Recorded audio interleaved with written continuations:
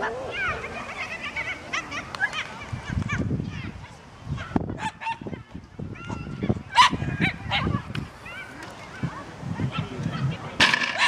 gentager lige et par praktiske informationer.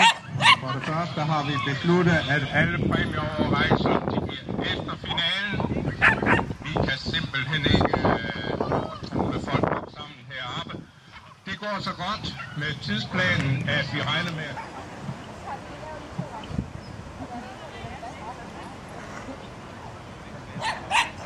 Så skal vi have Rikke Jørgensen med Luna.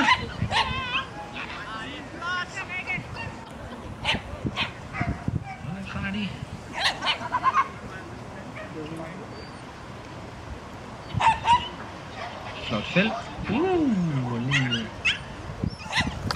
Sådan. Og ved den.